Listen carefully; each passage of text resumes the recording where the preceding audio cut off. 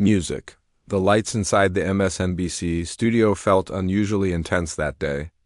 Or maybe it just felt that way because Representative Jasmine Crockett was clearly fired up as she sat across from host Chris Hayes. It was a late September Friday, and Washington was once again drowning in the kind of political chaos Americans had grown used to. Another government shutdown was closing in. Millions were unsure whether their next paycheck would show up. Federal employees were bracing for weeks without pay. SNAP benefits that helped families survive were at serious risk, but what had Crockett boiling wasn't only the shutdown threat. It was the announcement Speaker Mike Johnson had made just 2 hours earlier.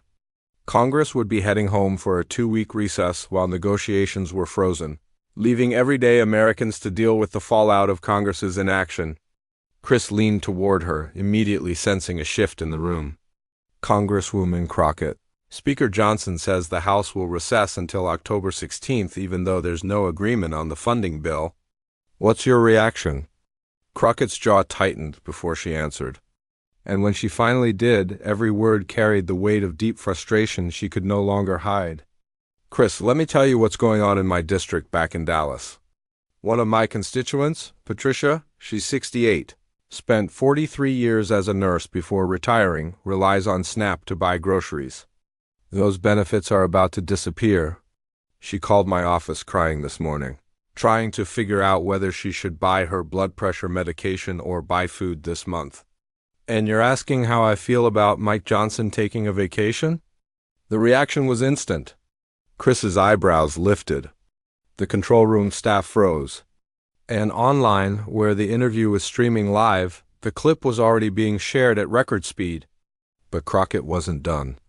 She leaned toward the camera and spoke as if she were addressing the speaker directly. For weeks, the speaker has been telling Americans that we need to make tough choices about the budget, that programs like SNAP cost too much, that we must be responsible with our spending. But somehow, being responsible doesn't require staying in Washington and doing your job. Somehow, tough choices don't apply when it's Congress's turn to sacrifice. Her voice grew stronger, the frustration turning into full-force conviction.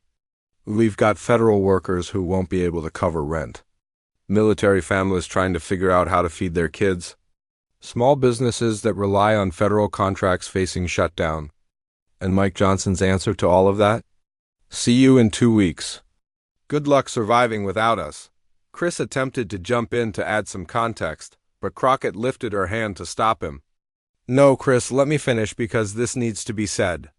The speaker is always preaching about the dignity of work, about Americans needing to push through hard times, about personal responsibility.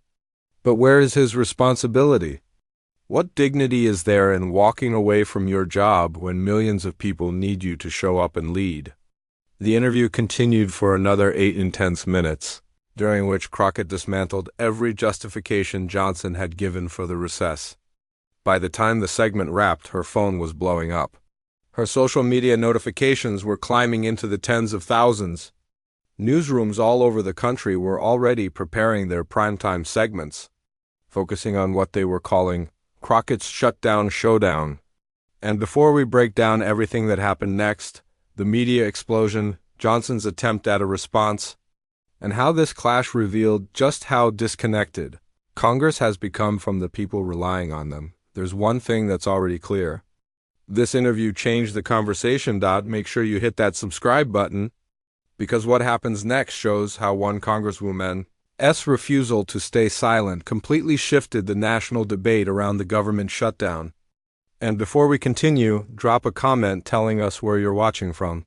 This story is only getting bigger. Less than an hour after the MSNBC interview ended, Speaker Mike Johnson's office released a statement. It was polished, it was cautious, and it was clearly written to calm the situation without actually taking responsibility. The statement said, Speaker Johnson remains committed to reaching a bipartisan funding solution. The brief recess will allow members to return to their districts, hear from constituents, and return to Washington ready to negotiate in good faith. On the surface, it sounded like leadership. But once people read it, the truth was obvious. It was political filler, the kind of empty messaging designed to sound serious while avoiding any real action. and Johnson's team had completely misjudged two major things. First, they underestimated just how frustrated Americans were with the looming shutdown. And second, they had no clue that Jasmine Crockett was only warming up. Later that evening, Crockett held an unplanned press conference outside the Capitol. There were no prepared talking points, no fancy stage, no coordinated backdrop. Just raw frustration, real urgency, and a crowd of House Democrats who joined her because they knew the moment mattered. And even though others stood beside her, everyone watching understood this was Crockett's moment. "I just read Speaker Johnson's statement," she said, lifting her phone to show the screen.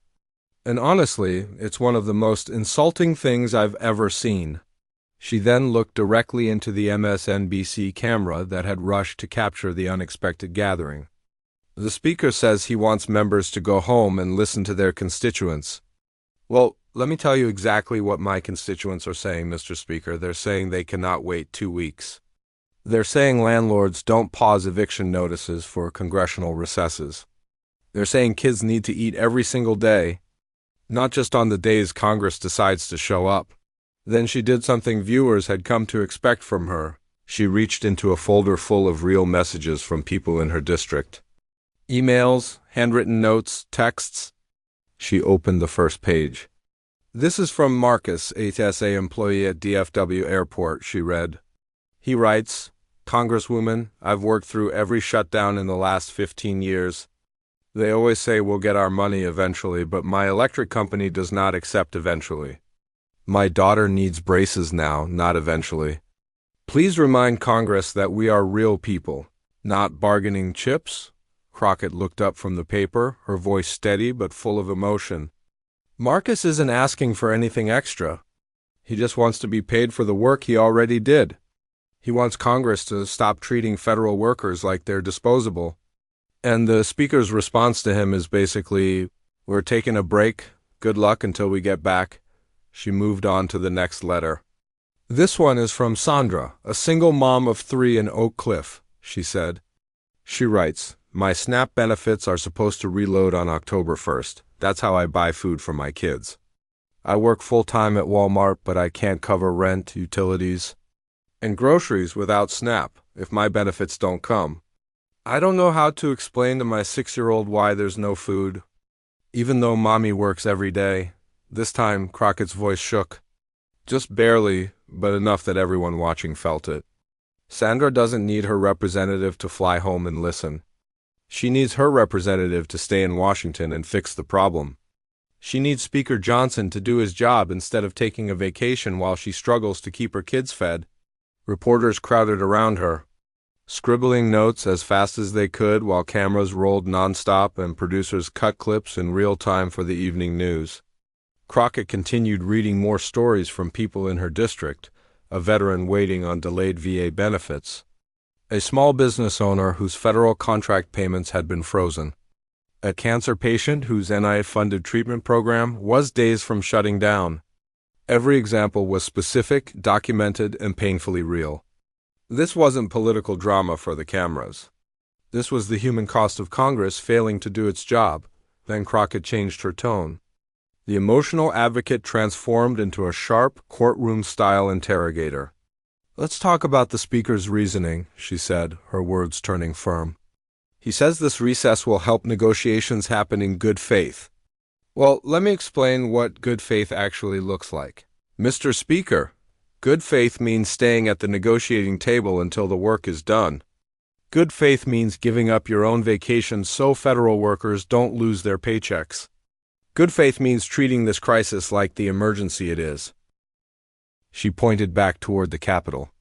"Inside that building, we have everything needed to fix this tonight. We have meeting rooms. We have staff. We have the constitutional power to pass a funding bill before the end of the day. The only thing missing is the political will from Speaker Johnson to keep members here and call a vote." A reporter yelled out, "Congresswoman, isn't this just how the process works? Don't negotiations sometimes require breaks?" Crockett turned toward him, not angry, just direct, the way someone speaks when they know exactly what real people are going through. "Does your landlord give you a break when rent is due?" Does the grocery store let families take a 2-week pause before paying? When the people I represent fall behind on their bills, they don't get to walk away and hope things magically fix themselves. They have to deal with the problem immediately. Congress should be held to the exact same standard. Another reporter asked, "What do you want Speaker Johnson to do specifically?" Crockett didn't hesitate. "I want him to cancel the recess. I want him to keep the House in session. I want him to bring a clean continuing resolution to the floor for a vote tonight. And if he refuses, then he owes every federal worker, every SNAP recipient, every American relying on a functioning government a clear explanation for why his vacation matters, more than their ability to survive." The press conference continued for another 20 minutes as Crockett answered questions and dismantled every procedural excuse that had been used to defend the recess. But the impact was already sealed. Clips from the event were taking over social media. Crockett slams Johnson shot to the top of Twitter trends. News websites were updating their front pages with breaking banners. And across the country, people who normally didn't pay attention to congressional procedures suddenly found themselves glued to what this Texas congresswoman had said. By the next morning, the story had blown past anything anyone expected. Saturday political shows opened with it. The Washington Post ran a front-page headline, "Shutdown Politics as Speaker Vacations, One Congresswoman Revolts." The New York Times published an analysis on how congressional schedules were drifting farther away from the needs of everyday Americans. Even Fox News, usually supportive of Republican leadership, couldn't ignore what happened, though they tried to label it as Democratic theatrics. But the real pressure wasn't coming from TV or newspapers. It was coming from voters themselves. Phone lines in Republican districts were jammed with furious constituents demanding to know why their representatives were leaving town during a national crisis. And social media timelines were filled with stories from Americans whose lives were being directly hit by the shutdown across social media. One phrase was everywhere, the newly trending hashtag Cancel the Recess, which had formed naturally after Crockett's fiery press conference. Progressive groups moved fast, organizing demonstrations outside House Republican offices nationwide. Veteran organizations released statements backing Crockett's demand to keep Congress in session. Federal worker unions urged immediate action. Even several conservative-leaning business associations voiced concerns about the economic damage a long shutdown could cause, especially with Congress out of town. By Sunday night, the cracks in Republican unity were no longer subtle. A handful of moderate GOP members gave interviews suggesting they'd consider staying in Washington if it meant ending the shutdown faster. Some even criticized the recess decision outright, though they stopped short of naming Johnson directly. But the Speaker's office refused to budge. A spokesperson insisted Speaker Johnson stands by his decision. Members need time to consult with their districts before making critical funding decisions.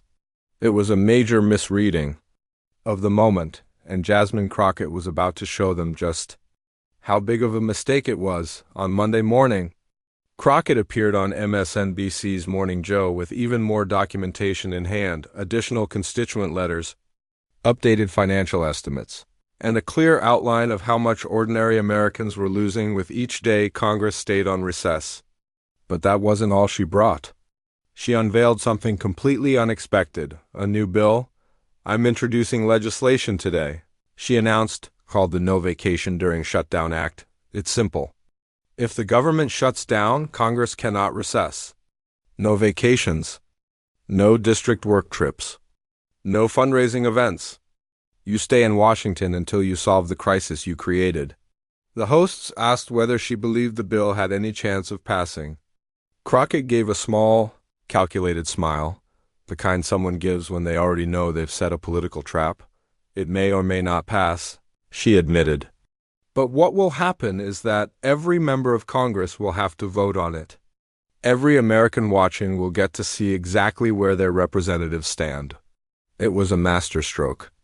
If Republicans voted for it, they were admitting their planned recess was a mistake. If they voted against it, they were openly prioritizing their break over struggling Americans. Either way, Crockett had reframed the entire shutdown debate.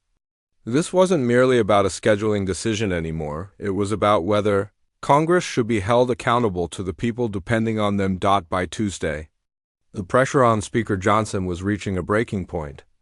GOP lawmakers were calling his office, worried about the political consequences. Donors were raising concerns about optics. Conservative commentators were beginning to question whether the recess had been a smart move. Still, Johnson refused to fully reverse course. Instead, his team tried to ease the blow by floating ideas like shortening the recess or possibly returning early if necessary. Crockett pounced on the hesitation. On Tuesday afternoon, she released a blistering statement. Speaker Johnson's half measures and vague promises aren't enough. Americans can't survive on maybe or possibly. Federal workers don't get to keep their families fed with partial effort. Congress is either here working to fix this crisis or it's abandoning the people. There is no middle ground. She ended the statement with a pointed challenge. I will be at my desk in Congress every day during this recess period. I invite Speaker Johnson to join me. It was a tactical masterpiece. If Johnson stayed away, Crockett could spend 2 weeks highlighting his absence. If he returned, she'd achieved her goal of keeping Congress focused on the crisis. Either outcome worked in her favor. Then came the twist no one anticipated. By Wednesday morning, a group of 12 House Republicans, including several moderates from vulnerable districts, publicly announced they were joining Crockett's call to cancel the recess. Altogether. In a shared statement released that morning, the group of Republicans wrote, "We may disagree with Representative Crockett on many issues, but she is absolutely correct about this. Our communities are struggling, and we should be in Washington doing our jobs, not on vacation." With that, the political wall Johnson had relied on finally cracked. By midday, the Speaker's office announced that Johnson would deliver remarks that evening. At 6 p.m., when the cameras came on, Johnson appeared worn down and visibly frustrated. His scripted remarks attempted to portray the decision as something he had chosen on his own, but everyone watching knew the truth. He had been pressured into it. After consulting with members and leadership, Johnson said, his voice lacking its usual force, we have decided to shorten the recess period. The House will reconvene on Monday, October 7th, to continue negotiations on a funding bill. It was only a partial surrender. The recess was cut from 2 weeks down to 1, but it still fell short of the full cancellation Crockett had demanded. Yet the real victory wasn't the length of the recess. It was the fact that the entire country had just watched a Speaker of the House backtrack under public pressure, something that rarely happens in modern politics. That night, Crockett joined MSNBC for a live interview and responded to Johnson's announcement. I'll give the Speaker credit for recognizing that Congress has no business taking a vacation during a national crisis, she said. But let's be honest about what really happened.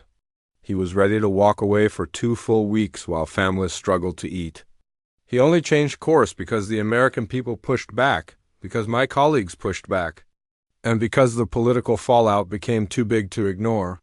She leaned closer to the camera, delivering a message aimed squarely at viewers. This should never have required a fight. The idea that Congress would recess during a shutdown should be unthinkable. But we've accepted dysfunction for so long that it took a nationwide outcry just to force leadership to do the bare minimum.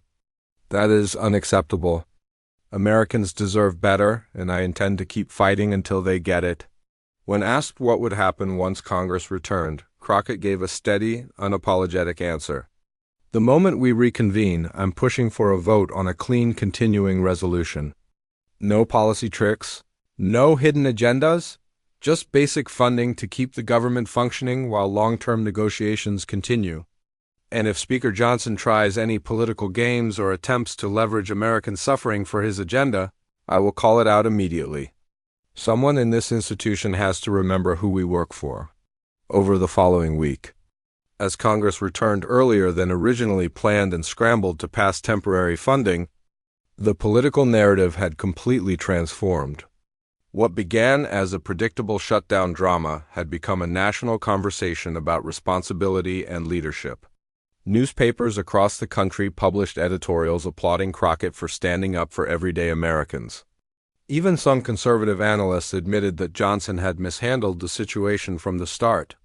Progressive groups hailed her as a rising leader, willing to fight publicly for families who normally had no voice in shutdown politics. The government eventually reopened with a compromise continuing resolution that kept the lights on through December. But the legislative outcome wasn't the real story. What truly mattered was the way Jasmine Crockett exposed how disconnected Congress had become from the people it was elected to serve. And so the final question wasn't whether another shutdown would come in today's climate. Another crisis was all but guaranteed. The question was whether anyone besides Jasmine Crockett would have the courage to speak up the next time. Congress walked away from its duty. If this breakdown of how Jasmine Crockett forced congressional leadership to confront their responsibilities resonated with you, don't forget to hit the like button and subscribe for more bold political coverage. Comment below with the next issue you want us to uncover. And share this video with anyone who's tired of politicians choosing convenience over people's survival. Your engagement helps power this channel and supports real accountability.